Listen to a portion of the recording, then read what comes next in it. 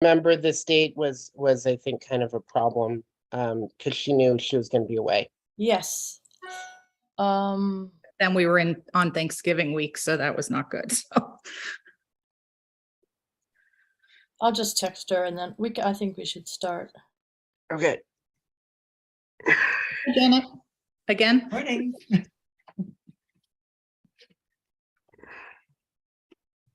Nice.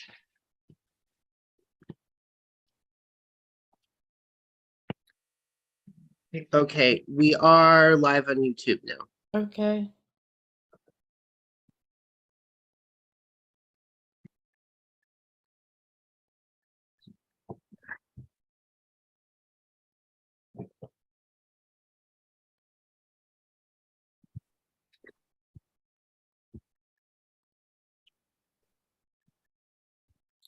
All right, I just sent that and it is 11:03. This is the Southborough Library Board of Trustees. It is Friday, November 18th, our monthly meeting. The first order of business is to review and approve the minutes of October 14, 2022. Do I have any emendations or corrections? I have one tiny one, but I need to find All it. right, Janet. Just under the thing that says approval of minutes at the top, it says trustee Yazdani made a motion to approve minutes as proposed. I think we should say amended minutes. Yeah. That's So not- proposed as amended.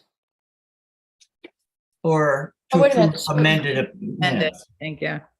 Okay, trustee Yazdani made a motion to approve amended minutes. Yeah. Okay, we're good on that.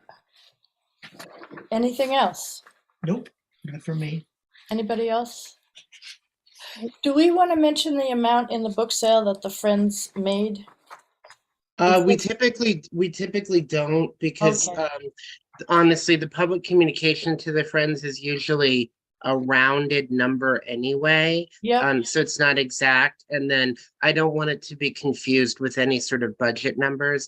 The Friends are kind of a Alright. separate entity. I think, we spent the last couple years talking about enhancing communications. So I attend the Friends meetings regularly. I like to let you guys know what they're up to, and I'm saying up to, but like what they're currently working on, I guess would be a better descriptor. And then like today, I think when we get to the director's report, there's going to be a holiday book sale on December 3rd, and I think if people want to volunteer, that's Okay, that's what I'm good. going on. Yeah, sorry. All right, and I just got a text from Jane that she is traveling today. So we are down one trustee, but that's perfectly understandable. All right, so do I have a motion to accept the minutes as amended, which is to include the word amended in the minutes? Is this getting a little catch-22-y or what? I don't know. I'm not going to try and repeat that. So moved. Motion, yeah, exactly. Okay, Janet moves, Amy seconds. Yes, right. All right, trustee Landry, aye. Trustee Yazdani, Aye. trustee Reagan, Aye. trustee Maney, Aye. and there's one person who's disappeared. Trustee Ekberg abstains. Okay. 4, that's good. You have Okay. enough votes? Yeah, you can get 4. Abstain from the vote. Okay, I will say the motion has passed with 4 trustees and 1 abstention. How's that? Good. All right, director's report. Well, I would say not present for vote. 'cause Okay, abstain is David, unclear. we just voted to accept. I'm the sorry, minutes as I amended. departed. Did you need me to vote? Yes. I will vote yes. Okay, then Aye. it is unanimous. Thank you, Mariana, as usual, for beautiful minutes. Really, they're super good and clear. All right, director's report, Ryan. All right.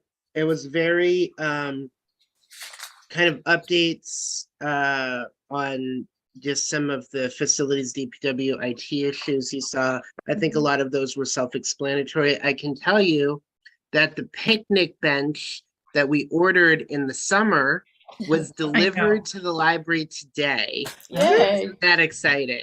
So clearly there was there's still some delivery and supply chain issues going on, because I think that was what, 5 months after it was ordered. So that took a while. So No I just surprise. got the bill for it. So I know, we're going to be going into the financials.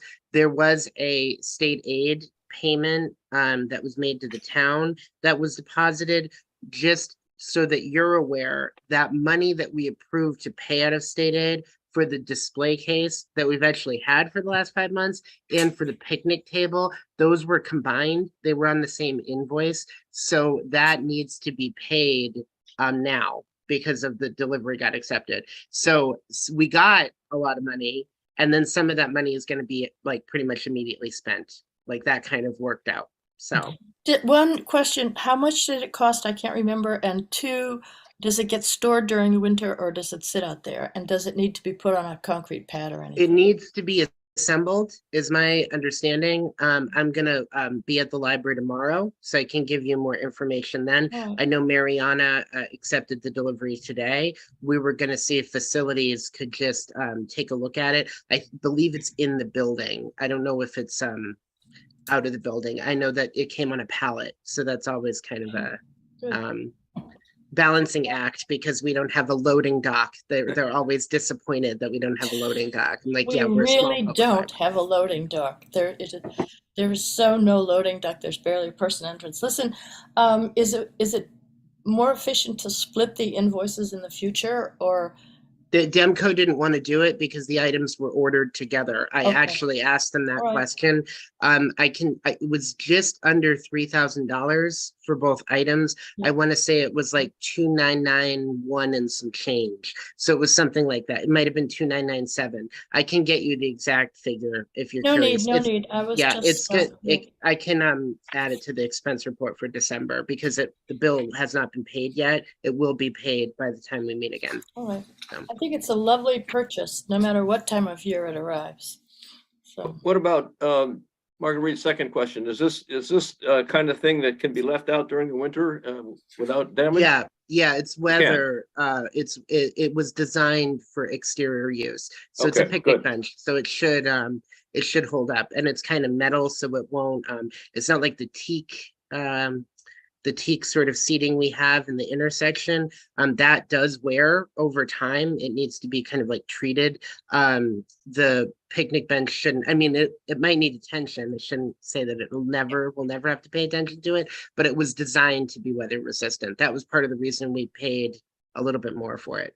So if we hit another 70-degree day in February, the staff can enjoy lunch outside. Yeah. Yeah. Perfect On a time. muddy Like I front said, it lawn just- with snow all around them. Right? yes, snow luncheon.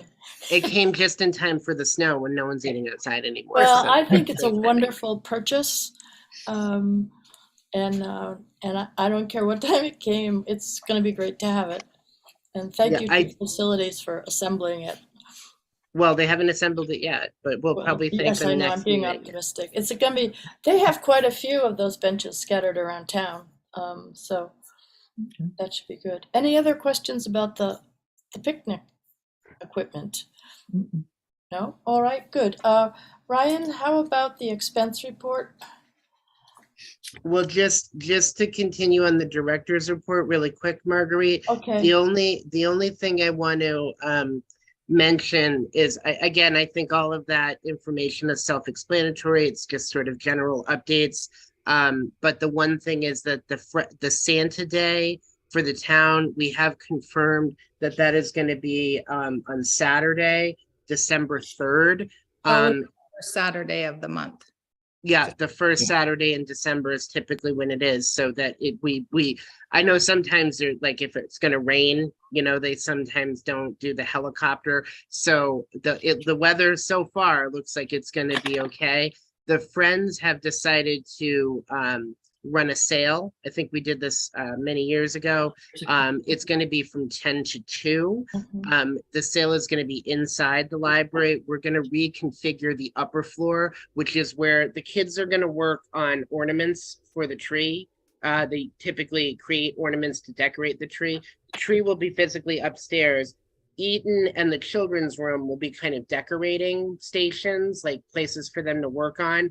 And then the sale is actually going to be on all the tables upstairs. So I guess the first thing to let you know is that public seating will be unavailable pretty much for the entire day. And for probably part of Friday afternoon on the 2nd, we're going to have the friends come in the afternoon and start kind of loading the books on the tables.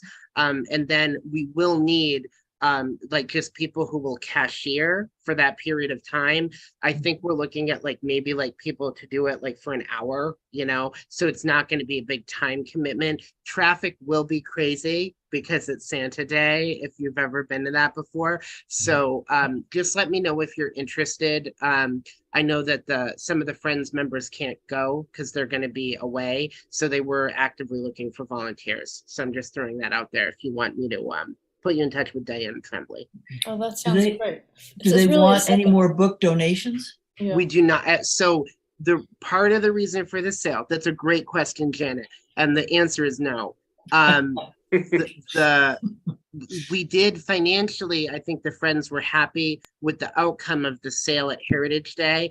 The problem is that we got inundated with donations. We got so many donations that part of the reason we're doing a holiday sale and starting to advertise it now is I think actually the books are going to be kind of at a discount because we want to kind of reduce inventory so that they can start prepping for the eventual June sale next year.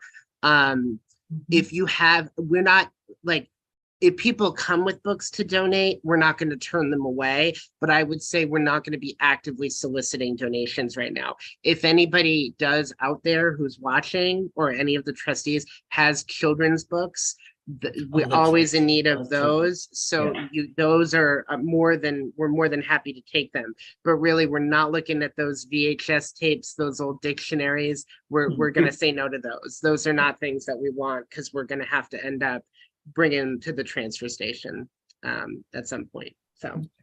So it's almost like there are going to be 3 annual book sales now. Well, this Fall, is just spring, this and is. now.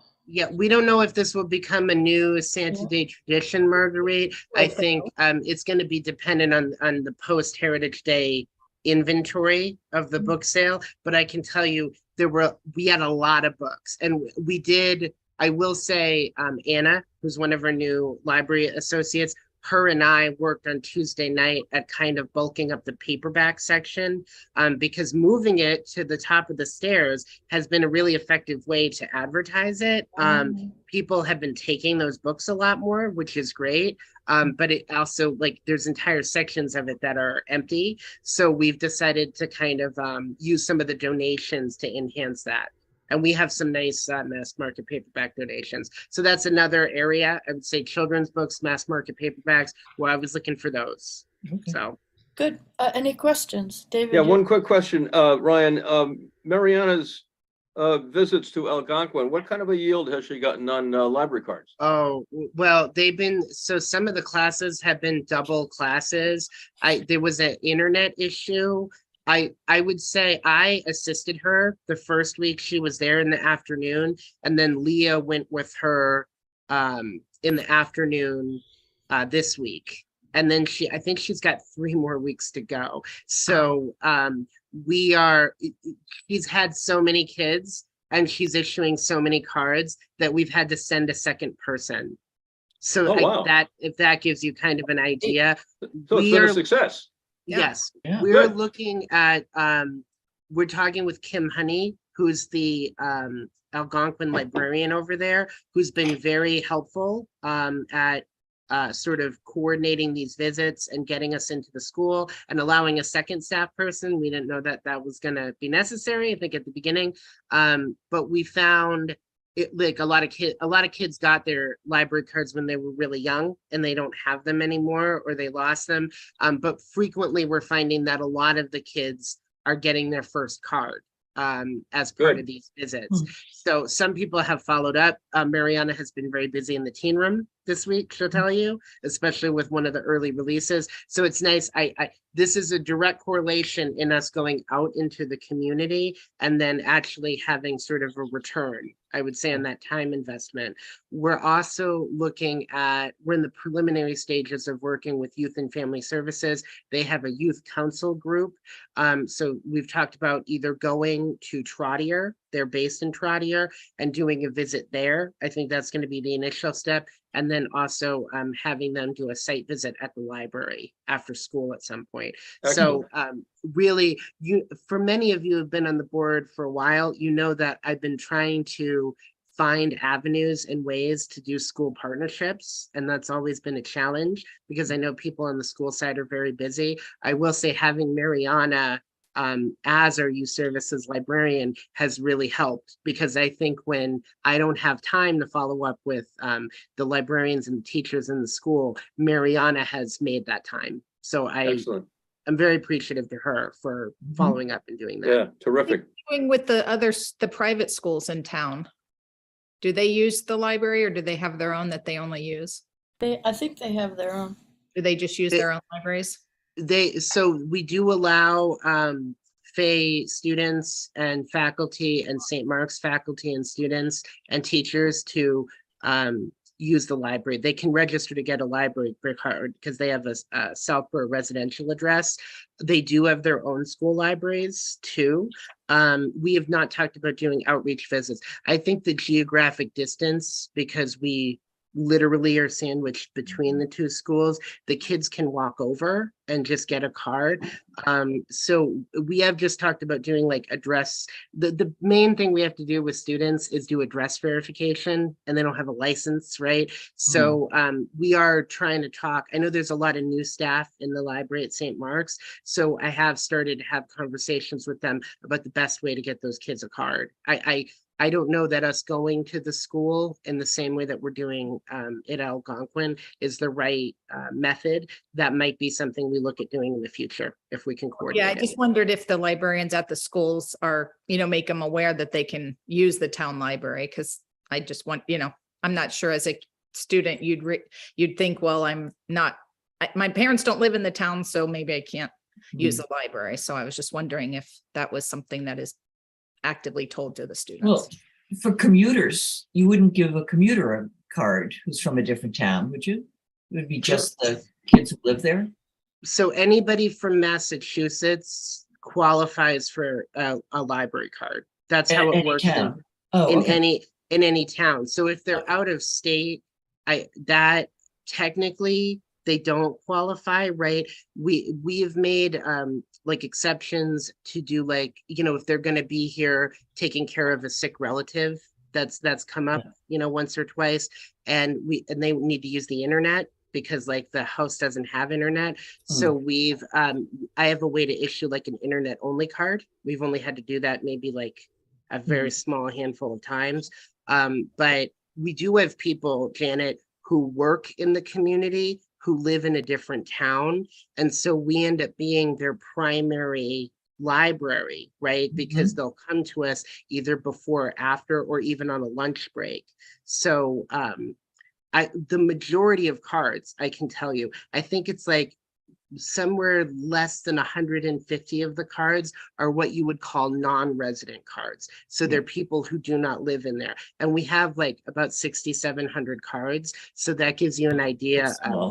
There's a small subset of people who, live in Massachusetts, who don't live in Southborough, who use our library, but it's the same. There's Southborough people who work in other communities or who work in Boston, and they use the Boston library. So that's kind of the interconnectivity. It's also that a lot of library operations are paid for with state money, which comes from all the residents of the state. So I think the outreach is fabulous, and the more we can do, the better. And the schools are, you've been saying you wanted to do that for a while. I think it's really successful. It's a good thing to bring up though, because about, I would say, half the students that we're giving cards to, right, because we have a combined regional high school, are also Northborough residents. So we did speak with the Northborough Library and we coordinated this ahead of time. So, we are actively giving them information about our library and encouraging them to come back to our library. But if they're Northborough users and they prefer to go to Northborough, or it's more convenient for the students to do that, you know, their card that we issue will work there too. So I think that's wonderful. Yep. Do we have any other comments about this input? No, except thank you, Brian, and thank you, Mariana, for working in the trenches like that. Other things in the director's report before we move on to expense and the budget discussion, which I'm on tenterhooks about now, as of your email yesterday. Anything in the director's or expense report that you want to go over? no, I'm glad David brought up the outreach visits. I thought that was worth a special note. That's definitely something new that we're doing, which I'm really proud of. Yep. So Yeah, absolutely. I think just as one other comment is that I think my observations are that there are not so much from Fay, but from St. Mark's, there are kids that simply come in to do their homework. yeah, They come in and don't bother anybody. They don't have a library card maybe, but they're just in there for an alternative place to have peace and quiet and do their work. We've all had roommates, so yes, I can see why they do that. it's also the Fay students too. They use the children's room. Some Oh, of they the do. time. Okay, good. So it's not, and I would say a lot of the spouses of some of the faculty and staff at the schools, you know, they're regular library users, I would say. But you know, it's good. I think it's good people are using the library. Makes me I happy. agree. I think the outreach is fantastic. No silos with the library. Thank you very much. It's really good. The expense report. Do we have any questions? Do you want to point anything out? I did follow up on an item from the last meeting. So it's a little bit director's report, expense report related, but our renewal came up for the service contract with Biblioteca. So I'm going to be sending that in. I did talk with our local sort of technician representative. I don't exactly know what Biblioteca calls him, but he's like our regional technician, I guess. And I did ask about upgrading the software, right? Like going to the new software platform. He said that we can stay on the existing one, that they will still support that, but that with the service contract, there is no additional cost to move up to the new software platform. So that was good news. He said that's part of what you pay for when you pay for the contract. So he did give me, I believe Shrewsbury and Worcester are two of the local examples he gave me of self-checks that use the new software. So one of the things that we discussed was maybe it would be good for us, I'm saying us, for me and maybe one or two of the other staff, or you're welcome to kind of take a look too, but to go to those libraries and just use the self-check equipment and see if the platform is radically different. He did say there are some differences that we would want to probably look at before we make a final decision. So that platform in there is, how long has self-check been there? 5 years? Since 2015, so a little bit longer. 7 years, right? So that software is 7 years old. Yeah, we've used the same software package since it started, and I don't believe that when people buy a self-check now, they still use I don't think they offer that. They only offer the new software. So it might mean that the self-check is unavailable for a period of time during the software upgrade. That was the other thing he mentioned. But I think he's been here before. He helped us upgrade the hardware of the machine a couple years ago. So he's familiar with our setup, and I think he would try to minimize the public disruption. Let me put it like that. He also, sorry, Marguerite, but Kim's kind of direct question to me last month was about whether or not the self-check would time out if it lost its network connection. And he did say the new software is more responsive for that. So I think right there, that's kind of a reason why it might be worth pursuing it. All right. Sorry, but you go ahead. No, I was wondering, would it be more training for the staff, or was it sort of mean, I'm all for That new is a good software. follow-up question. That's a good follow-up question, Marguerite. I think I was hoping to look at how the software is set up at other libraries Yeah. to kind of get a better sense of that, to see if there's going to be a learning curve. I will say, I think everybody's used to the software package now. So that was one of the reasons I wasn't like, let's do this right away. But you know, I think if I can prepare everybody for a new platform, if I can learn it first myself, I can kind of, you know, train the trainer a little bit. So I think that's kind of the goal. This will probably happen at some point in spring of next year, with sort of the current time frame. So I just wanted to give you, I'll probably periodically update you guys and then let you know when the new software is on the self-check. Then you guys could come and try it out. So Right. I know we all approach software updates with great respect, not to say fear, right? Trepidation would be the word. It's like, I think this is better. Anyway, all right, the budget discussion. If no one has any other questions about the expense report or the self-checkout, the budget yeah, discussion has suddenly gotten interesting. there's nothing else I think I have that's noteworthy on the expense report other than the biblioteca bill is going to come in soon, and so is the news bank one. So those were two of the big annual bills. Those tend to happen more at the end of the calendar year. Those were ones I couldn't get on a fiscal year cycle. So I think Wowberry also comes in January. That's a relatively small one. If anybody has any sort of, I guess, specific questions, I'm happy to also meet with you one-on-one, but there's nothing that I'm concerned about at this point. All right. Any questions? No. All right. Electronic resources usage. Oh, look, do you want to talk about the FY24 budget? Yes, do you? Yeah, we can do that. I'm sorry. All right, let's I do keep cutting that. you off, Marguerite. You got to put me in check. So No. Did everyone read the email last night concerning the salary study that's going to be done?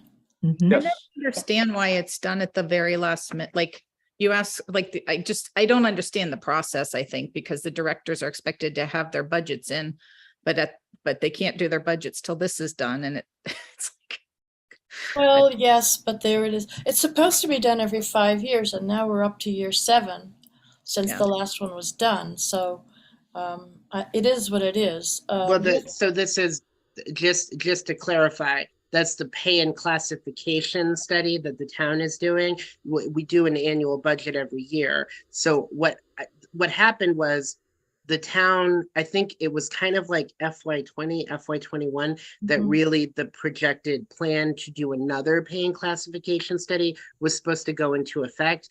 I think we know, right, that that was, you know, there was a period of time there, right, where everything was shut down and we weren't going to probably be doing an in-depth pay and classification study. So there's new members on the personnel board who kind of, you know, this was a pending issue for the chair, Barry Rubenstein. He wanted to look at getting this started and this process underway. So that really has been going on for the last year or so.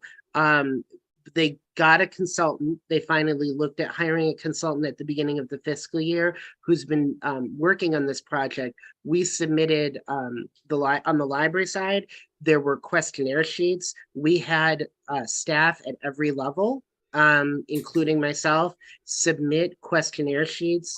I had to provide comments on all of the subordinate staff. Marguerite, if you recall, Marguerite provided comments on mine.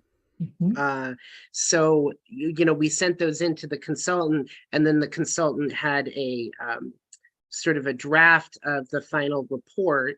And now the board is looking to act on the final report. And the big thing is this 15-step sort of switch over where there won't be, there's not going to be 2 schedules anymore, is my understanding. There's going to be like a combined schedule for everybody with the steps in place.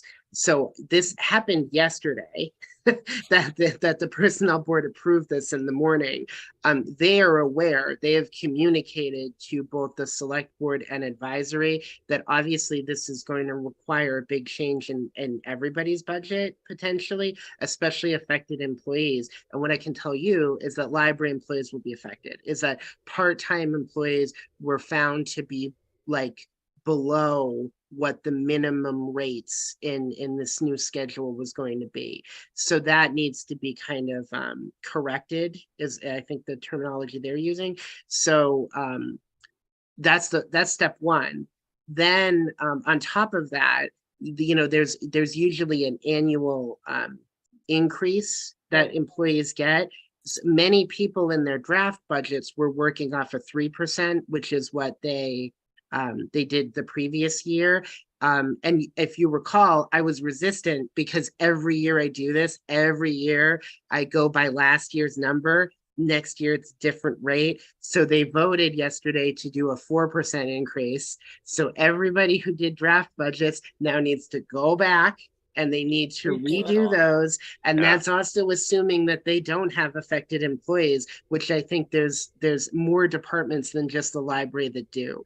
So long story short, I have set a meeting with Brian Valentine and Vanessa on Tuesday afternoon. And we're going to sit down. I think we're going to go like like down the list of the employees and just verify what the rates are. And then I will start running the 4% increase numbers so that I can do that for our next meeting. I know that like advisory probably wants the budgets yesterday, right?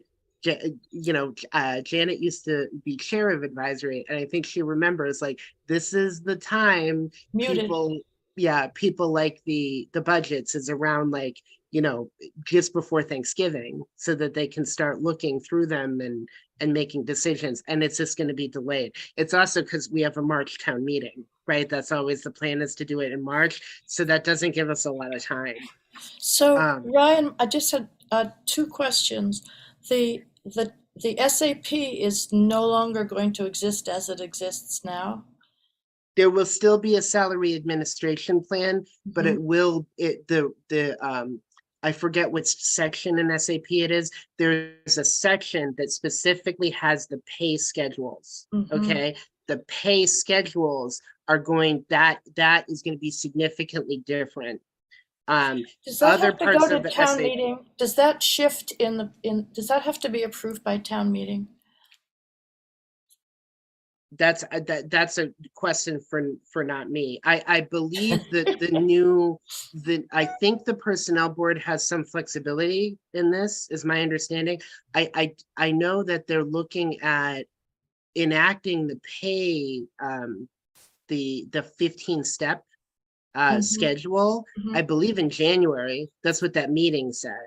So that, to me, that would mean that they don't need town meeting approval. I thought for the SAP you needed I don't know if they can like conditionally change it until there's a vote at the next town meeting. I mean, if people didn't vote for this, I don't know what would happen. So I don't know. That's a question for the personnel board. Janet, you're the advisory specialist here. What do you think? Does it need to go to town meeting? And every year they have the whole program in there that you have to vote and approve, and any changes in it. So I understood that you did.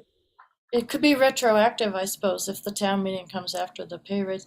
It's a very cumbersome system as it exists right now, for sure. So streamlining would be good.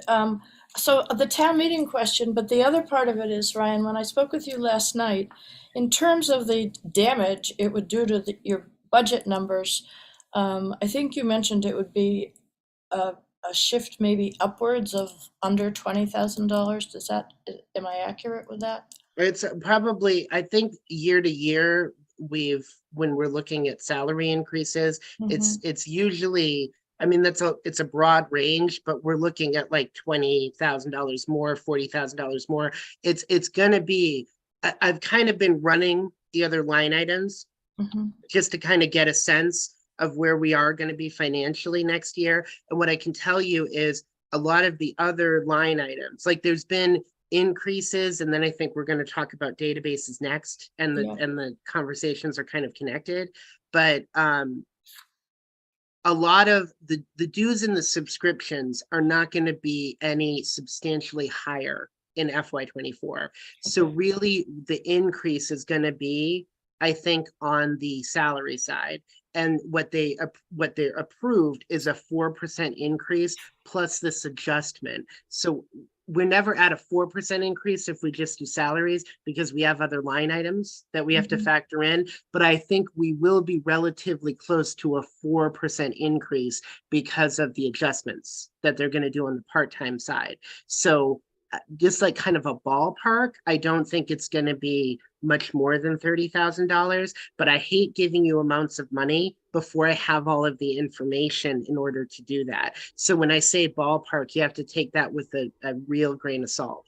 Like, I need the numbers before I can start giving you accurate information. The other thing I mentioned in the email I sent out, and the part of the reason I talked to Mhm. Marguerite last night, is because we may, depending on the budget timeline, have to schedule a special meeting, and we would just be doing the budget. We would just be going through the budget and approving the line items. So if the board is amenable, we would look at doing that on a A particular special date. meeting. Yeah, Yeah. my other question is, I hope that we don't have to look at cutting something to prepare a budget that would be more palatable, because I think everyone will agree with me, we're kind of bare bones as it is, so, but we'll see. I mean, other than the salary thing, I don't think there's anything substantially new. Yeah. In the there's nothing substantially new in our budget. I don't think there's anything that's going to be controversial. Right. I really looking at some of the increases on the electronic resources. So just to kind of give you like a rough idea, I ran an initial projection for the subscription cost for next year, and we're looking at about $20,442. That is a little bit less than FY23. And the subscriptions are the electronic databases and the print subscriptions. So some of those went up. Newsbank was probably the biggest. It went up, I think, over $1,000. So that I'd like to keep that, I think, for next year.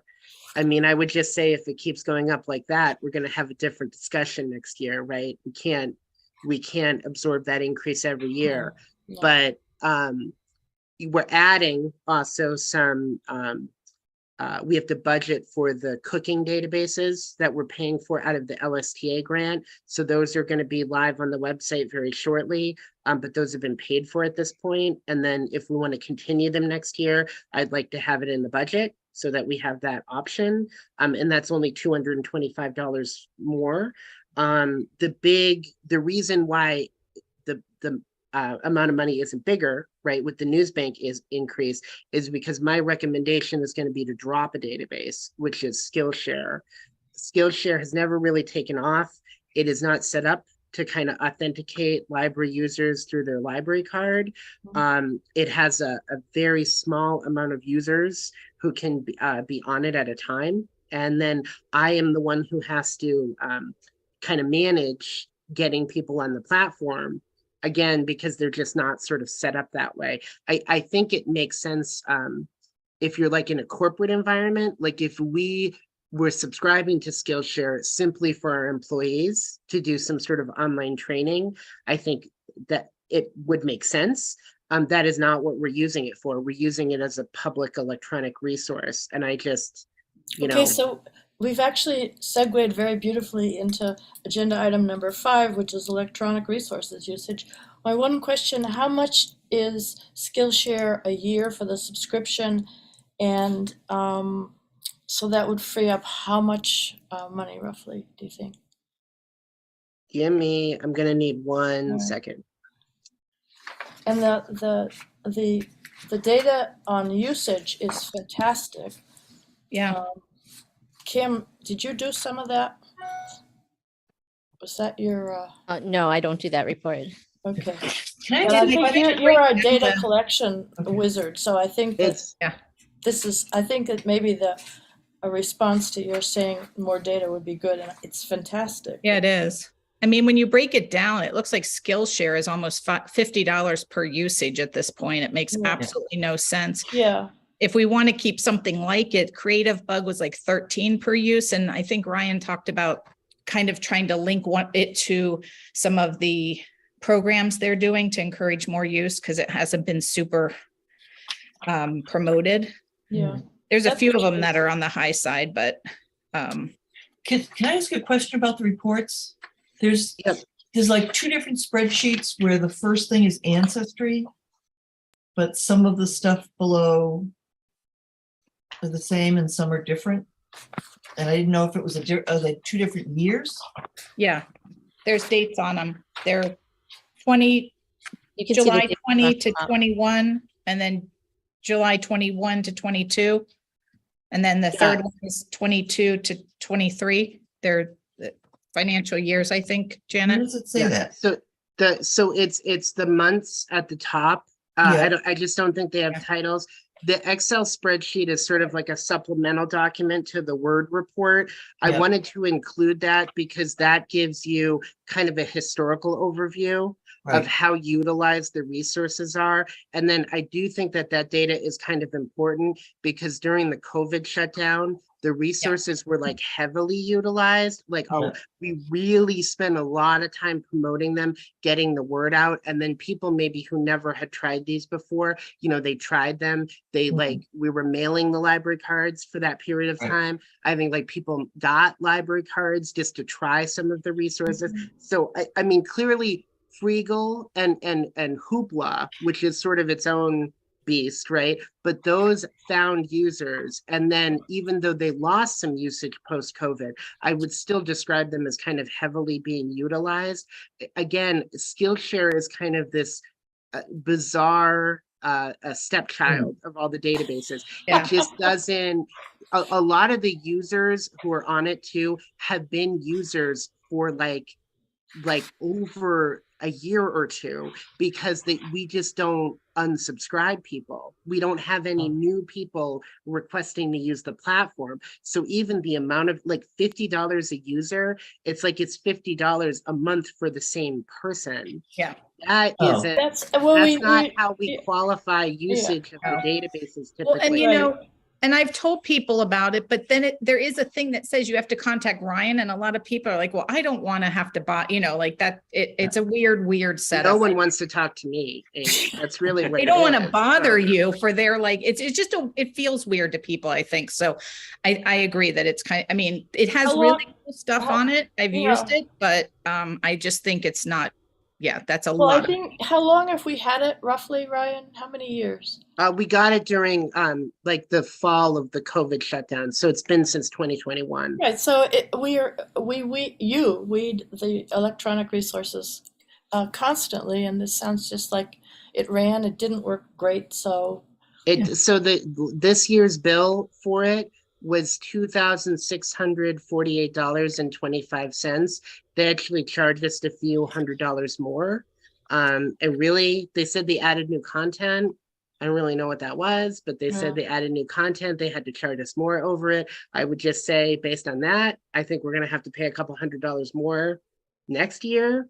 And I just don't see. Yeah. I think it was good that we had it. I think we did have a couple users who were looking for specific Excel training classes.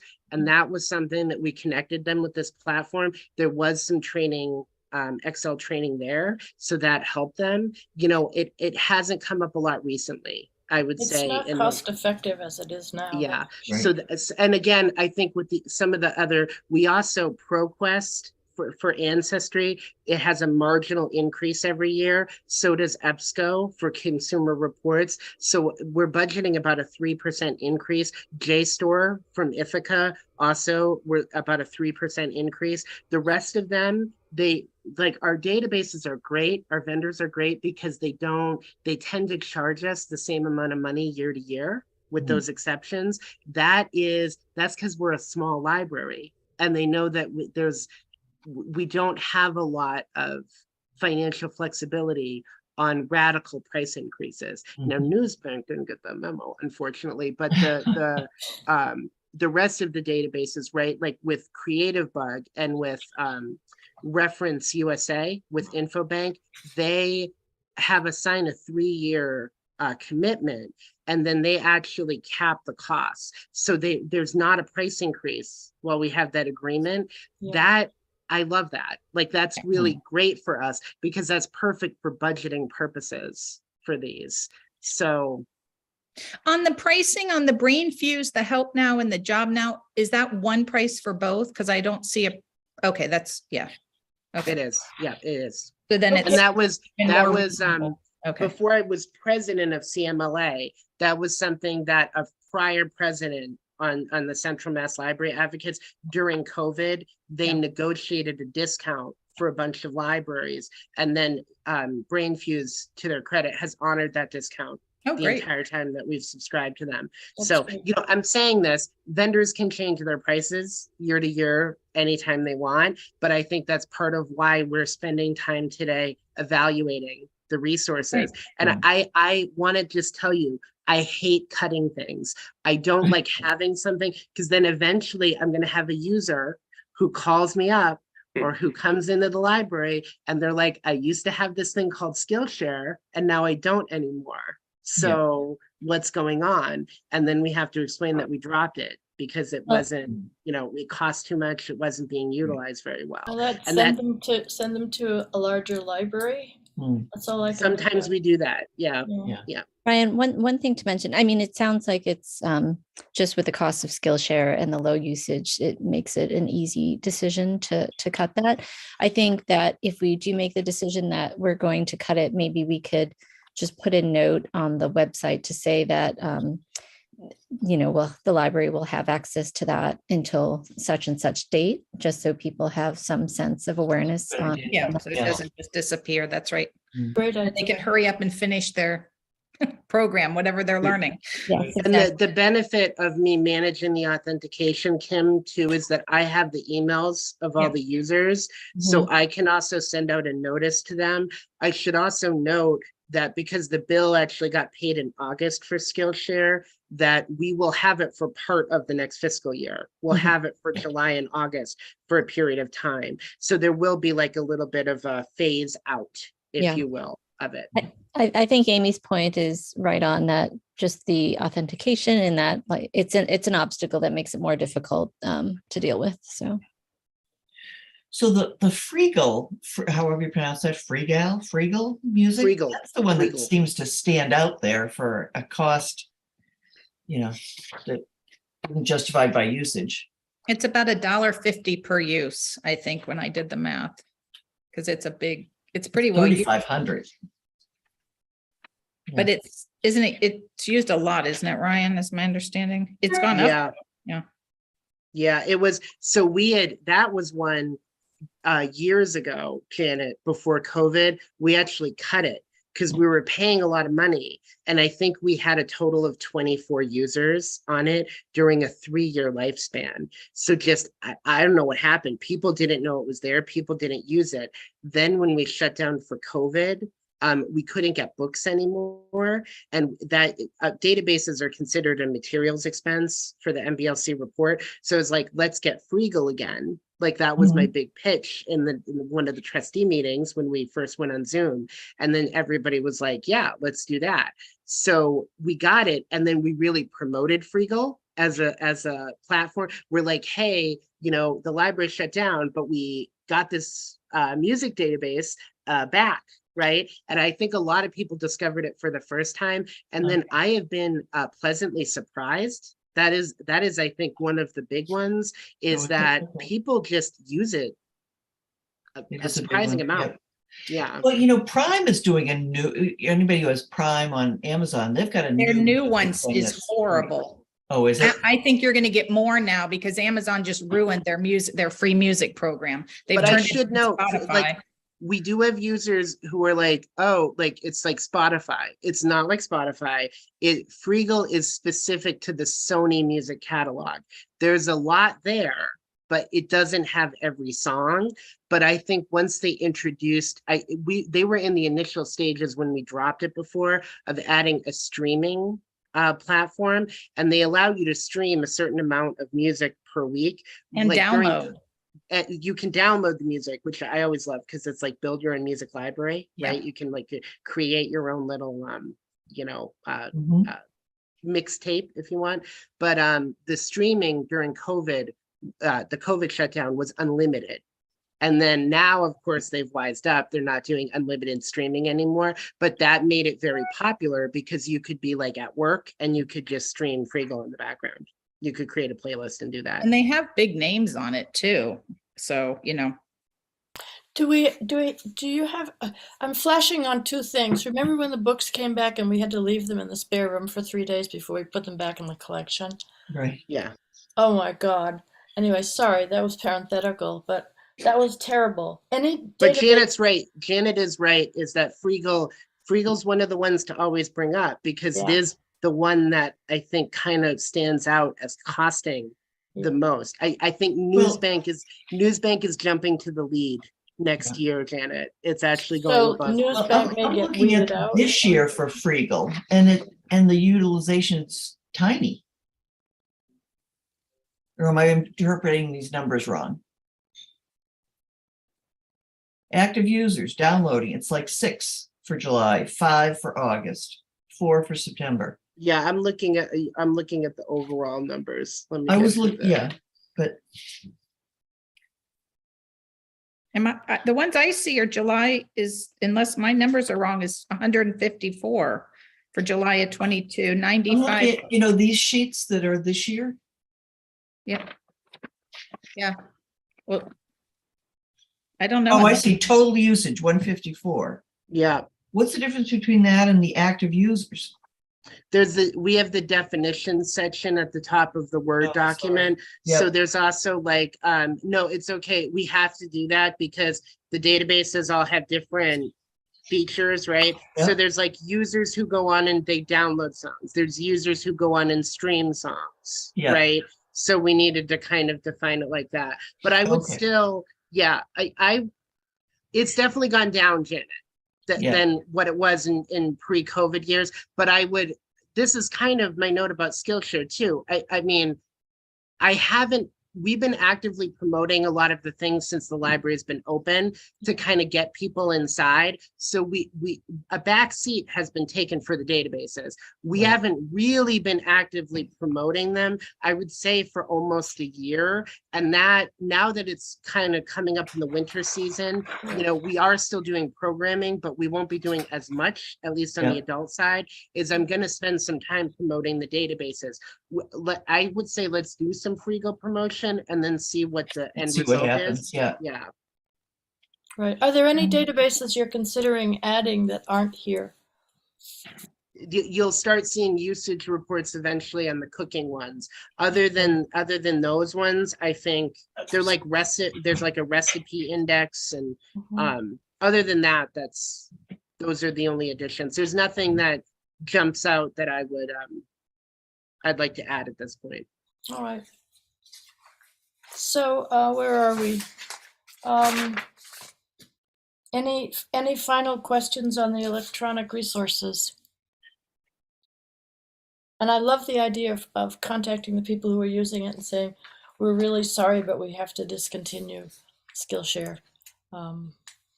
Try. I mean, it's Library. November, and we won't not have it until August of 2024. Exactly.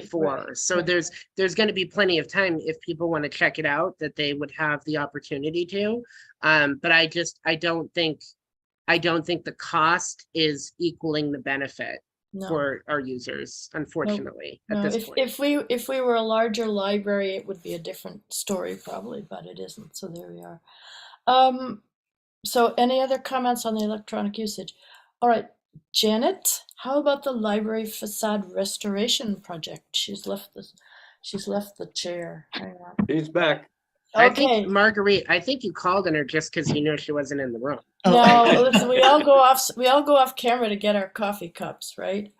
There you are. Janet, yes, exactly. You need to fortify yourself for this new discussion of the facade restoration. Where are we on that? We have the thing the lawyers prepared for us, and Ryan and I went through it line by line I yesterday. see the highlighter, yes. We, for the most part, we have just some clerical errors. I mean, like they have a description of the building as a single-story hip roof building, so she must have cut and pasted from something else. Yeah. Most of the things we found were just like that. Like a few places it mentions a perpetual restriction, and a few places it mentions a 30-year one. So I'm going to drop a thing that I'll send to Ryan for checking. But I think, for the most part, it's like, it's 95% there. Fantastic. And I think the other steps that we need to do is there's some pieces we need to have John Parent review, because it just has to do with technical support of the building. We need to give feedback on our suggested changes to Liz, and I want one more paragraph in there that specifies that nothing in this implies anything to do with other than the facade, the historical facade, because there's little places in there that talk about changing paints or we don't want Exterior. It's yeah, this is exterior. just exterior and just the historical facade. And I think maybe spelling that out in a separate paragraph would make me feel a little more comfortable that I agree with you. Any other? Um, And this leaves room for putting an addition on, should an addition be in our future? right. Like one of the things here says, no additions may be attached to the building. Well, we already have an addition that's attached to the historical facade. So we got to change that paragraph. So Yeah. really it's pretty minor. So Ryan is working on getting the architectural drawings and all that kind of stuff that we need to attach. So that when we get a package together and we've reviewed all these details and gotten them straightened out, then it'll be time to send it around and get it reviewed both by Preservation Worcester, by the selectmen, by whatever, and by you guys. So we're getting there. What great news this is. I know. Thank you. Thank you both. Any questions? This is a triumph, Janet. Thank you, Janet. I know you did a lot of hard work, Ryan. I know it's been. Ryan started Janet, a couple of years before. Janet's me. done a lot of, no, but Janet really has done a lot of work. And, it took us over an hour to go through. It was 10 pages, that document. So it's Right. It's a We beast. had read it before. Yeah. Yeah.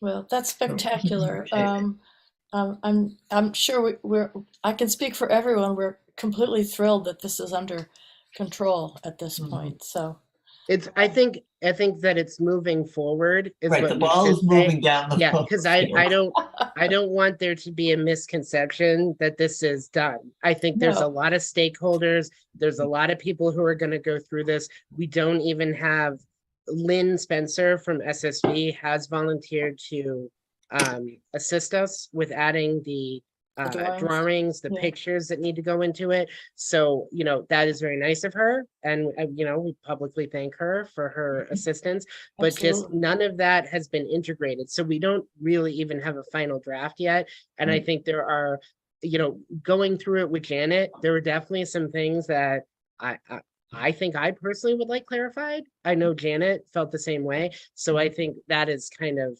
that's going to be our next step. Well, we Good, so- also need to have Preservation Worcester come for a visit. We haven't done that either. So that's one of the steps. Right. So So we'll put it on the agenda for our next meeting or our next regular meeting. just boilerplate. at this Yeah. point. it's like- I just moved that line from one agenda to the next, but anyway, that's really good. So thank you both hugely.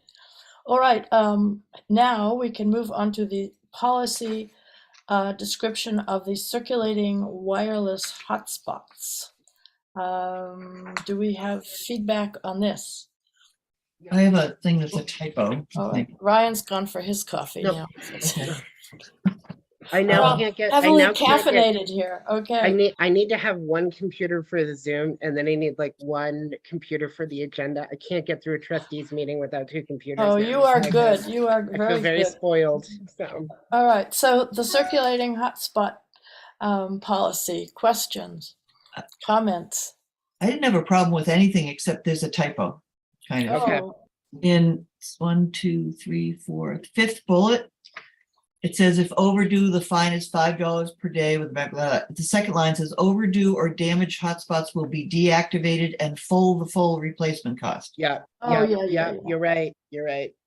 So I don't know what it should say. And the full replacement cost.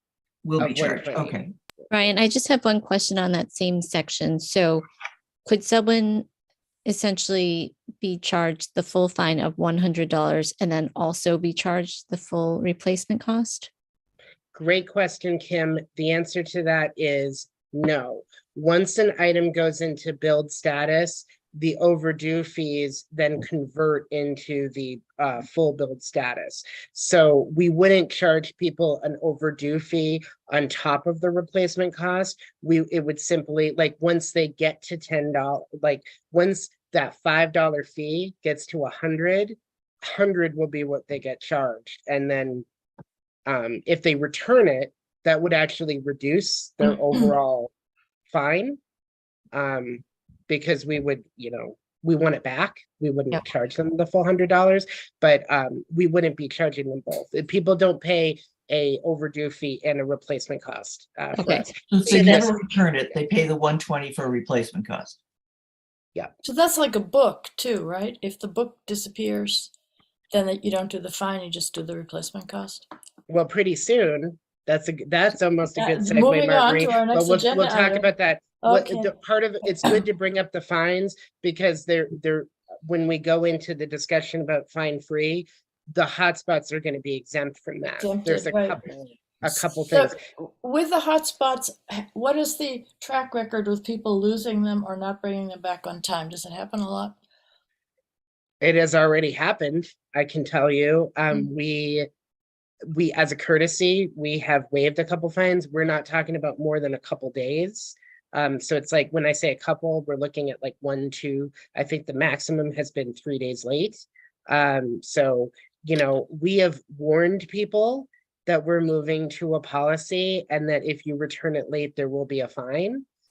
So people are kind of on notice about that.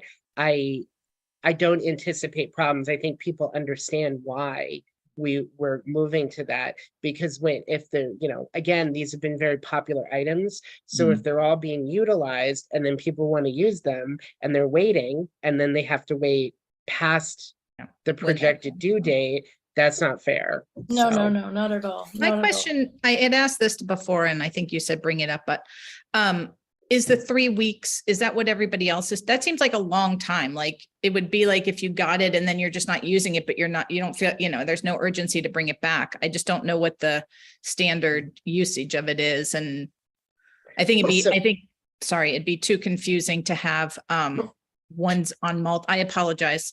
I'm in my basement because our cleaners are here and the dog doesn't like it. So she's letting them know. But like to have some that are like a short time takeouts and long time, but I was just, 3 weeks seems like a long time if people desperately, there are people who will need them more than others. But how long is the waiting list? Roughly. There's no waiting waiting list right list now. and that you can't No waiting reserve list them. right now. Yeah.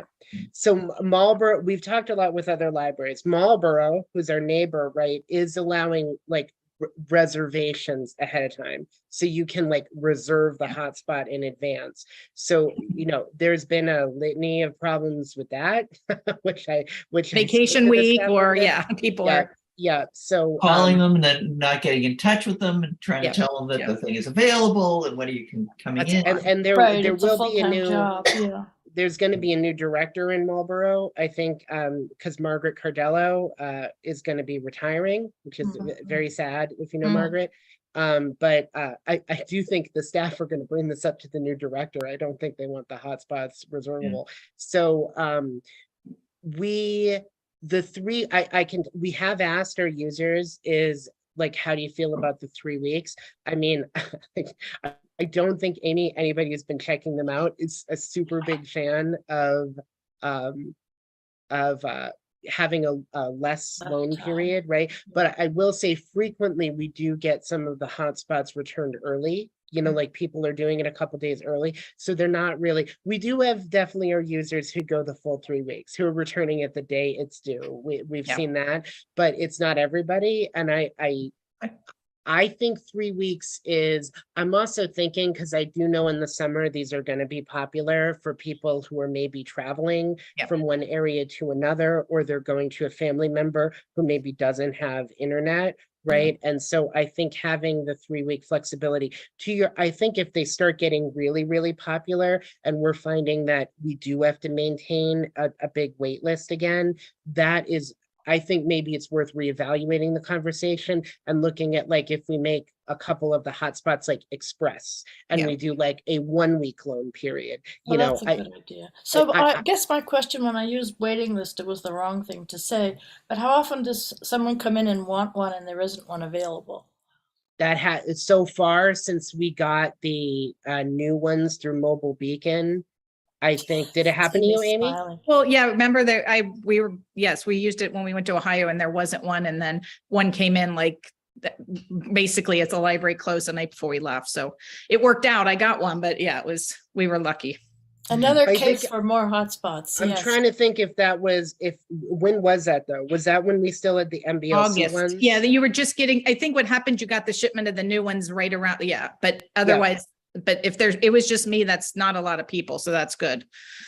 Yes, so there were, because we had 5 and now we have, I think 11, 12. There was one that Yeah. was damaged that we had to replace. So the charging cord, not the actual device, but they made me replace the whole thing. So 12 is the number of hotspots that we have circulating. That seems to be the sweet spot. Like we're great. not getting a wait list anymore. There was a period, I think, where I got a little nervous, I think in late September, where like all of them were out at the same time. Yeah. And I was like, oh, like we don't have enough, Right, right? it's a bad cycle. You don't want them all like, yeah. Yeah, You'll but I see think probably Christmas may give you a good view Vacation. of what again. summer will be like. And possibly you haven't had a rush for this Thanksgiving week holiday. nope, not yet. Well, I can tell you, I think they're a great thing to have.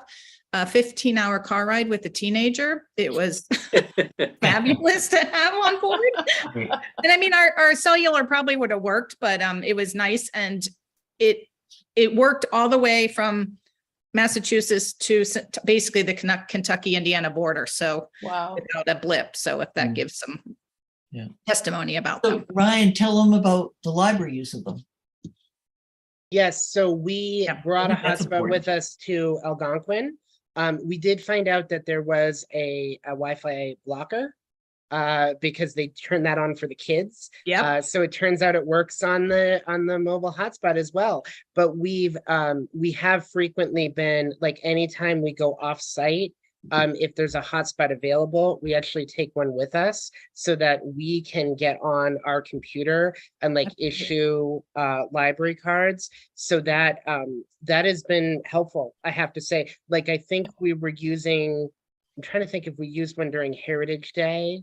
I think we did outside at one Outside, point. yeah.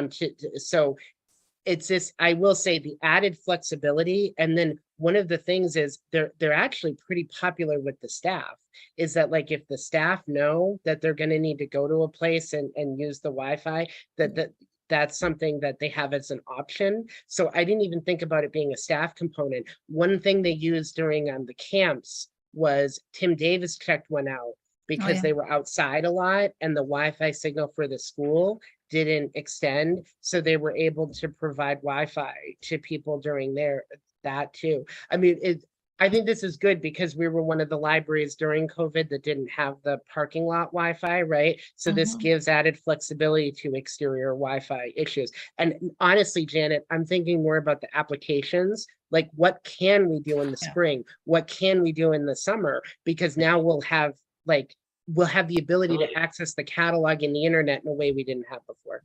Would it make sense to reserve one for your guys' use or get a spare so that it's just Library hotspot. library? Yes, so we haven't cataloged the replacement hotspot that we have yet, and I have kind of been using that. I was planning on cataloging it anyway, but we're thinking of converting that to like a library use only Yeah. one. And then that is sort of like the reserved staff hotspot. Honestly, since we haven't had a run on them, there's always one available. But I will say I floated the policy draft to all of the staff members, and a lot of the staff who are checking this out, they're really glad that there are rules and that Yeah, there's I'm now sure. a policy that we can hand to patrons. All right, So do you need us to vote on this now? it's a policy, so the answer to that is yes. All You right, have do it. I have a motion to accept the policy as amended with the deletion of the extra, the full? I motion. Amy, do I have a second? Okay, second. All right, trustee Landry, aye. Trustee Estani. I Trustee Ekberg. Aye. Trustee Reagan. Aye. Trustee Maney. Aye. All right, so it passes. Yeah, Ryan, I was just gonna say with you if you keep one back, it's also like, since rec has done so much for us, then it could be available for Tim as well. So, Yeah. I think it's defendable is all I'm saying. This did make our recreation director get a library card because I made him get one. So I will say I wasn't above pulling that card and making him get one. Good job. This is outreach that is very important. All right, the fine-free library discussion, and then after that, the Ad hoc Community Center Exploratory Committee. I'd like to be able to get both of these dealt with today. I know it's 12:13, but let's see what we can do. The fine-free library, Ryan. So this is very simple. During COVID, we suspended overdue fines for people. We've been waiving them upon return. We've been keeping our ILS, so Evergreen. We use that as our integrated library system for check-in, check-out. We've been putting it in amnesty mode, which means when we do book drop, when we have check-ins, we just get rid of any fines. We've also been getting reports from CW Mars periodically of people who did get overdue fees, and we've been forgiving those. This was a temporary decision we made years ago. I said that we would reevaluate it at a time when CW Mars decided as a consortium and as a parent organization to go fine free themselves. That occurred last month. They are now officially fine free. They are allowing libraries to opt out of being fine free and to continuing to charge overdue fees. They know that some of the Western Mass libraries in particular are reliant on that money. Some of them use the fine money that they collect immediately to go back into getting books and materials for their users. I've talked with the staff about this, with the notable exceptions of the hotspots, which we just discussed and passed a policy for. I say we, you passed a policy for, and the telescope, which is an item that costs almost $400 to replace, and museum passes, which the physical museum passes we have, if we do not get them returned on time, that prevents the next person who's reserved a pass from going. So we think that a lot of the museum passes are still being fined, I can tell you, at the fine-free libraries. So those are the three items that we've kind of moved out. The staff initially wanted to consider video games, which we have a small collection of, to also be a fined item. From fine free, but I've talked with CW Mars. Out of 130 libraries in the consortium that are fine free now, so it's most of them, is one of them is charging for video games. So I thought, to be consistent with our brothers and sisters and other CW Mars libraries, we shouldn't charge fines. They're not finding that it really We made never a- see the fine money anyway, because it goes into the general fund. We do get our money every year from the general fund. So I feel like in the broader sense of the term, but you are right, Marguerite, in that the fine money does not directly go into the purchase of materials. We will still also collect on books that are never returned. So Right. not having fines doesn't mean that we don't charge replacement costs. So there will be some information about if you guys, this is a vote, because this is a big decision on that affects the library, in perpetuity after this, unless you decide to, make a decision later on to become a fine library. But I can tell you, libraries are nationwide are going fine free. They're just not charging overdue fees anymore. It has promoted usage. It has made library users a lot happier. I know as somebody who's used libraries since I was a little kid, I have paid library fines. I'm a fan of not paying them. So Very I time think it's consuming awkward to for the have staff too. Yeah, Yeah. it is, Very awkward for the exactly. staff. It's not a lot of money and it's annoying and Yeah, any cash sense. and pay and it. then you've got money in the drawer. So my question is, there's the exceptions of the hotspots, the telescope, the museum passes. Um, Do does we that still need to do be ukuleles? clarified, written down somewhere? Just, Yeah, I mean, not we're saying gonna- do a policy, but I feel before we vote on going fine free, which I'm in favor of doing, I think those exceptions need to be clarified to me, like the hotspot is finable, but the telescope is finable, but a book is not finable, and a computer Except for game is not replacement finable. costs, right? Yeah, like a majority of the more than books items are also going to be fine free too. So Yeah. Janet brought up the ukuleles. The ukuleles we got through a grant. We've decided we're not going to charge overdue fees on those. We are not going to charge overdue fees on puzzles or board games. Those are donation-based items. So how do you decide when it's overdue to the point that it's never coming back? That's based on the loan period, Okay. Amy, of how much the item goes out. So like the ukuleles, for instance, let's stick with those. It's a 3-week loan period, right? Similar to the hotspots. They won't renew after, I think it's 60 days is the cutoff. I have to double check that. But after 60 days, if the item passed the due date, if it's never returned, they never get in touch with us. Eventually that goes into a billed status.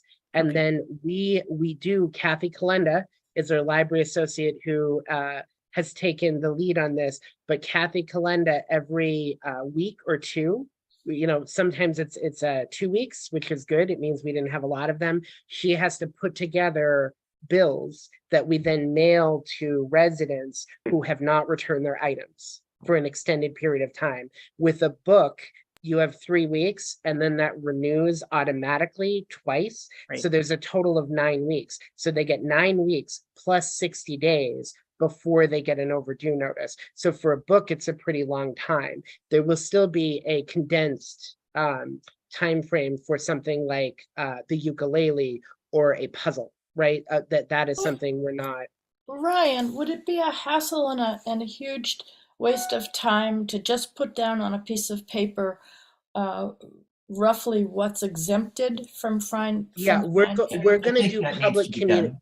Yeah, we're going to do a public communication campaign after this that's like spells this out, that Okay, talks that about sounds great. So it won't go into we're going to send you a bill after 60 days. We're not going to publicize that, I'll say, but we are going to we're say humiliating. We're going to Yeah. put your name up on the website that you've Yeah. still got your ukulele. because We're shaming them, right? I talked with Peter at the NELA conference, and I went to a presentation that he and one of his trustees did about becoming fine free because there was resistance from their board when they first did it. Wow. So they had to do kind of a big education campaign for the entire board on like, this is what the trend is, this is what people are doing, and this is like the benefit. This is, there hasn't been a lot of direct benefit from collecting fines, and people are upset, and then they got a lot of users back. That was really the success story, is that there were people who stopped coming in because they owed so much money. And then when they got rid of the money that they owed, those users came back and started coming Those and actively retroactive fine free. There it is, retroactive. So I think it's a good PR campaign that we Yeah. can, I mean, fine free to, I love that it has something called amnesty mode. Yeah. That's, Is there any problem with circulation doing this? Like people just don't feel compelled to bring things back on time because there's no. Yeah, if I set it on my book on my coffee table for the next 3 years, nobody's gonna care. Like, You know, I think. that's a good observation, Amy. To be honest, I thought it was kind of silly that to continue doing express books when we reopened because we weren't charging fines, Yeah. right? And so, you know, Leah and Carol really wanted to do it. They wanted multiple copies of the books, and they wanted kind of that on-demand collection because Yeah. people had gotten used to it before we did it. It was pretty successful.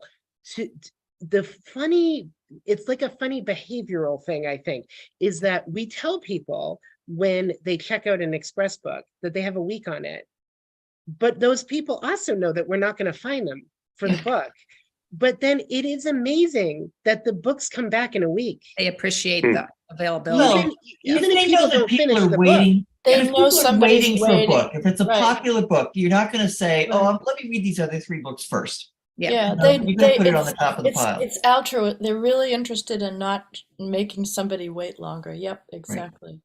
So I think this is good. Do we want to vote that we support going fine free, or do we want to wait to see a written piece of paper with stuff on it? Or I think we can vote the fine free part and he can get the nitty gritty, done together. later? All right. Are we all good on that? Sounds good to me. All Okay. right. Do I have a motion to go fine free? I So motion. moved. Yeah. Go, Janet, She go. can do it. Effective when? Immediately? Effective Whenever. I would say Monday, and you might want to put in the motion about the exempt items. It's only going to be those. It's hotspots, Yeah. telescope. You could say telescopes. We had 2 at one point. We only have 1 now. But telescopes, museum passes, hotspots. Yeah. Hotspots. Okay, Do we so want to is it say hard it's copy retroactive museum? for outstanding books?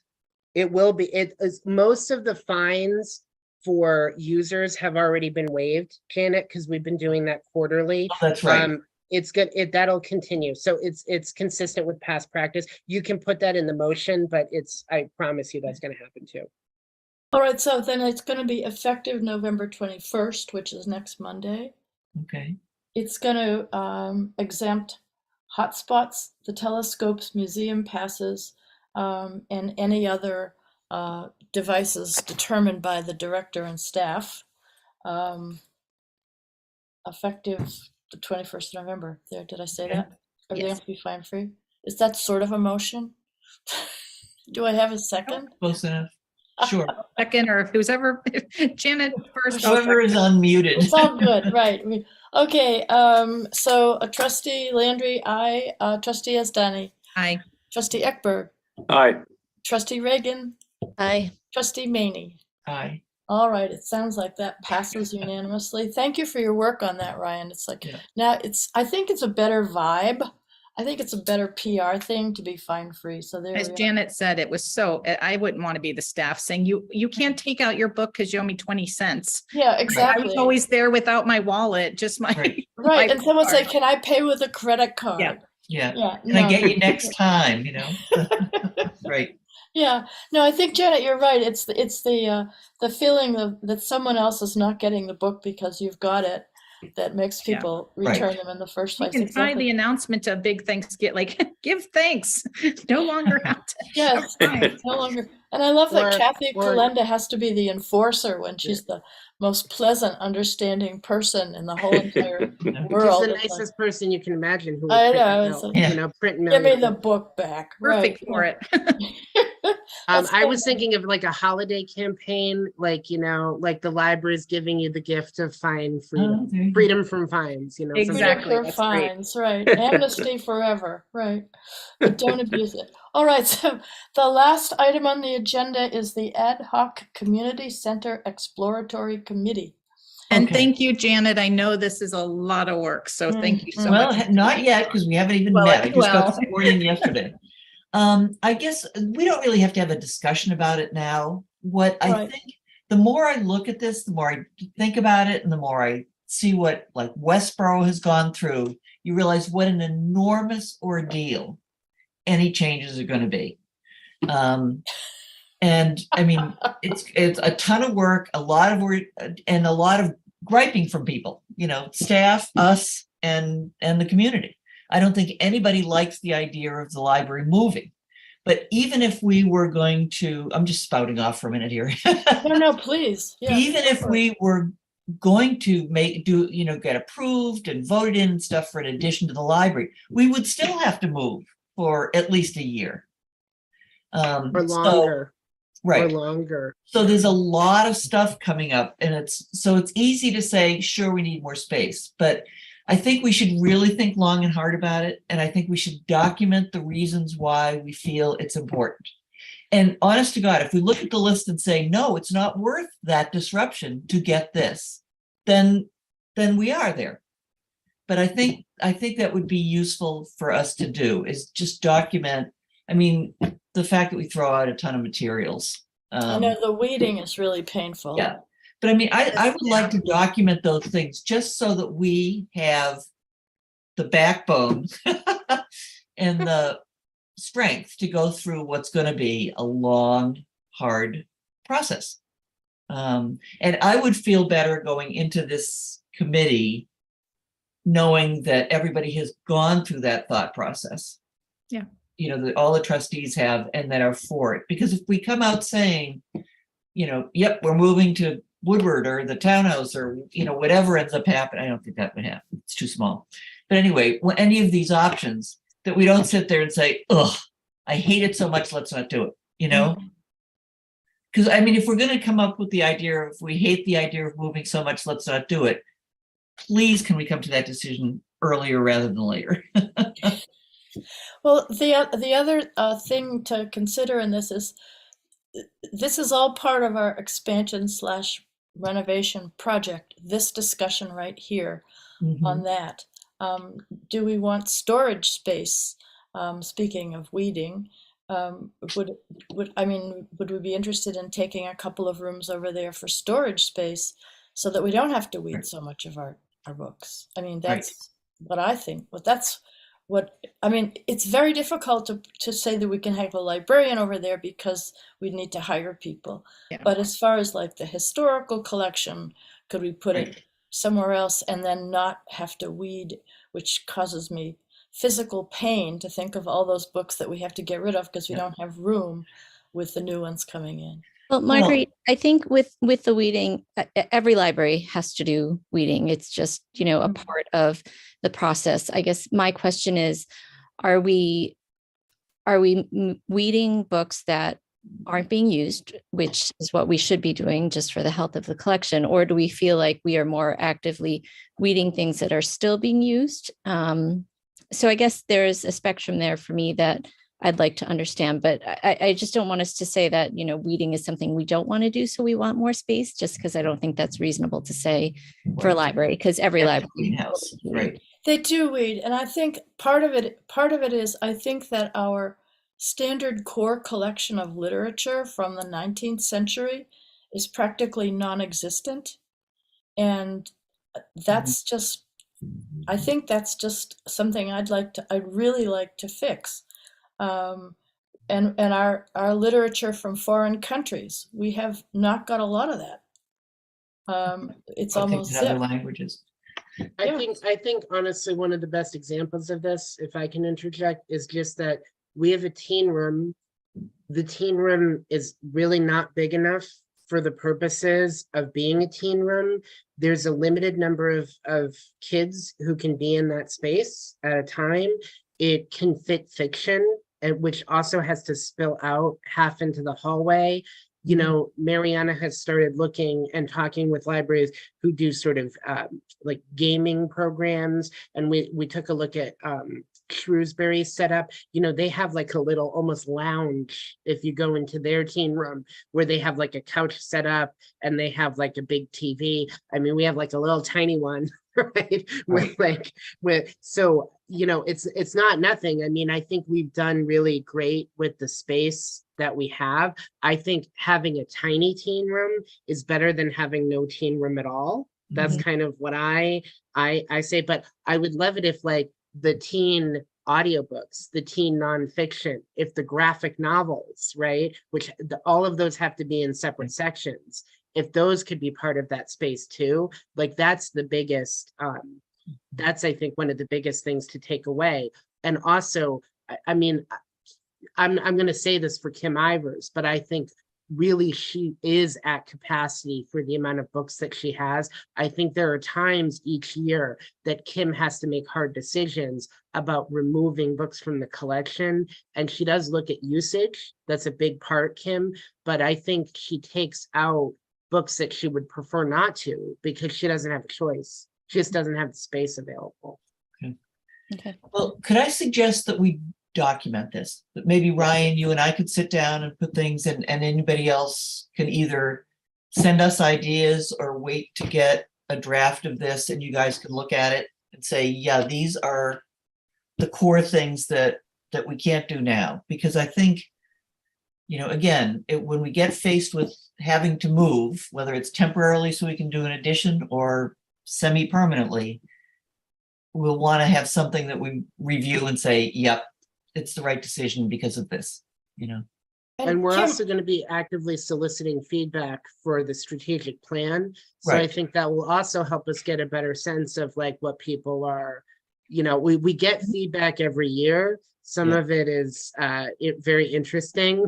It's Yeah. my word, right? You know, we'll definitely solicit opinions from, but for all the people who say, I don't want to pay $300 more on my tax bill next year, it'd be nice to have a concrete list of here's why we're asking. You know, it'd be this step is what you one would get. in Yeah. the And publicity Kim, I'm campaign. sorry, I didn't mean to sound strident about the weeding because I've only helped with the weeding one time and it hit my Yankee genes hard. Um, Yeah. and I know weeding is necessary and I know it needs to get done and it does keep the collection fresh, especially in more recent. Nobody who loves libraries loves taking books out of libraries. Yeah. That's a repeat issue. There's a lot of staff. Our staff is really good at it. They do look a lot at like what hasn't been going out, what's the condition of the book. That's something we have to look at, right? Like if the book has been well read, well loved, maybe too loved, then it's something we either need to replace or we need to take out. But you know, no, the staff struggle with that. They don't like taking books out of the collection, and I'm glad that they don't. You know, it's that we want to have a library. We want to be able to provide the books people are looking for. Yeah. I'd like to have a section that was all the Nobel Prize in Literature winners. I don't even Booker know. Prize and yeah. I don't even know if you can, and all the National Book Award winners that just stayed there and didn't ever get weeded. Because I know there's a ton of literature coming out of Eastern Europe. We don't have space for that. No. We just don't, and it's really sad. So anyway, that's my wish for more shelf room. That's all. Yeah, I think, Janet, I think what you're saying makes sense. It's like, let's do this conversation now before we get too far into it. But Marguerite, I guess in talking with your desire for more like world language books, I mean, do we have any kind of future strategy for expanding the collection in that direction, Ryan? Like if we have that listed out, we could say like, here are collections or areas we'd like to expand or add. And, you know, are we not doing it because of space or because of budget? Just having that all documented, I think would help. I mean, that's a good point. I don't think we've, to be honest, Kim, I don't think I've ever thought in the terms of if we had more space, what does that mean for different subsets of the collection? It really has not been on my radar because I know that it's, you know, we don't have that physical infrastructure. What Marguerite is suggesting about having award winner books, I mean, we have a resident who comes in and every time it's the National Book Award, she doesn't just want the winner, she wants the other nominees. All of them? Oh, God. Yeah, She wants so to be we a have reader for the actually- prize. Yeah, and she Yeah. uses those books as part of a book club, right? So like she's the leader of a book club, so she like reviews it and she likes to do like the winner and like she picks like her one or two nominees, but she has to read through all the books to see if she wants to do it. So there are applications. I think there are people who would use a collection like that, especially for like a book club audience, which we serve a lot of. So, you know, I think you're right. I think we should think in those terms, and we should start writing down the different options that we could do if there was sort of a, you know, I always joke, I call it my library in the sky, right? The perfect library is like, what is our ideal? But there's also the Nobel Prize winners in literature that are all being translated. The most recent one was a novelist from Sri Lanka. I mean, I would love to go to a section and read a novel from all of these. The US authors don't get it much at all. I'd really love to have a section where you could go and see, 5 years ago, somebody won it from, I don't know where, name it, Africa, and just have that there. I think that's a high value, a part of a collection. We also don't have, we have some books in other languages, but not a lot. And Yeah. that has come up before, is that, you know, that we have users who are looking for books like in Spanish. And we just, to be honest, we don't have the space, you know, that's part of, I mean, we have some books, don't get me wrong, but we really don't have an entire collection section that's devoted to that. It just, we don't have the infrastructure. Yeah, so there's the National Book Award, there's the National Book Critics Circle Award, also really high value literature that it just should be like a standing collection.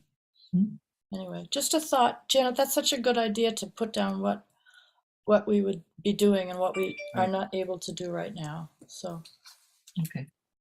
So Ryan and I can get it started, but you're muted, Amy. I would say, do you want to do a Google Doc that you share with all of us that we can just add ideas to, Janet, for you? Like If what we're missing? I knew how. I'll do it. It's I'll do good. it. No problem. I am allergic to Google Docs, but go ahead. Why don't I, it's good if I start it and then Okay, kind of whoever, yeah. amalgamate it, just so that we don't go into any OML. Open right? law, But Oh, yeah. if it's meeting just, law if it's a things. brainstorming document though, where we're just adding ideas that are going to be discussed later, that should be fine. Okay. And So Mark, it should be what we don't like that we have to do now, like weeding. And then ideally what things we could do or add to the collection, you know, either have a room or do whatever. Yeah. And pie in the sky, I think, is a great way to start. It's one of the strategic planning exercises, Janet. It's the start, stop, continue. What do we stop doing that we're doing now? What do we start doing that we're not doing now? And then what is great that we want to continue? But Kim, I think I cut you off. I'm sorry. oh, I was just going to say, I only have about 10 minutes since I have a parent teacher conference coming up. Okay, well, this is perfect because I Okay. think we're ready to adjourn. Anybody have any? The one thing I wanted to say, and I'm glad Kim is still here, is this: I got the projected dues cost from CW Mars this week on Tuesday. That is $23,508. Just for the record, that's going to be integrated into the budget. The one other thing I didn't say is the projected dues for next year is $28,393. That includes that CW Mars assessment. So that is actually $100 less. Some of the museum passes that were in dues for FY23, we're just going to move that into the overall materials budget. We're also doing that, just for the record, with the hotspots, because MBLC considers them a circulating material because you check them out and users use them like they would a book or any other item. So that cost is going to be, we paid a bill for $1,375. That's how much it costs for the hotspots this year. That cost will also go into materials, so educational supplies. So that'll all be in the budget draft once it's done. Those hotspots don't seem that expensive with this vendor. They are not. They are not. It's Great. good. We're getting a lot of benefit for a little cost. It's the flip side of some of that electronic stuff we were talking about before. Excellent. Great. Okay, so Kim has a hard stop. Do I have any other comments, or do I have a motion to adjourn? I motion to adjourn. All right, do I have a second? Second. Trustee Landry, aye. Trustee Asdani. Hi. Trustee Ekberg. Aye. Trustee Reagan. Hi. Trustee Devaney. Aye. All right, so we are adjourned for today. Thank you, everyone. Oh, Have a when's the great next parent meeting? teacher conference. Oh yeah, and- I'll look that up. I told so many of you this was going to be a quick meeting and this was actually longer than normal, so I'm sorry, but I really was enjoying talking to all of you. That's always the problem. Is the So next meeting the 16th or? yeah, it yes. should be. Yeah, is the 16th okay? Yep, I think that's our third Friday. It's the week before the Christmas weekend. Right. We Yep. may need to have a special budget meeting, but we don't know that yet, so you can let us know, Ryan. Yep. All right. Okay. Otherwise, we can plan on it being on the 16th. All right, Okay. that's good. Listen, Happy thank you for all your Thanksgiving. hard work for the library, everyone. Your fine free library. Yeah, I Are you know. Fine, free excited? library, we love that. Amnesty for all. Okay, bye. Thank you, everybody. Thank you.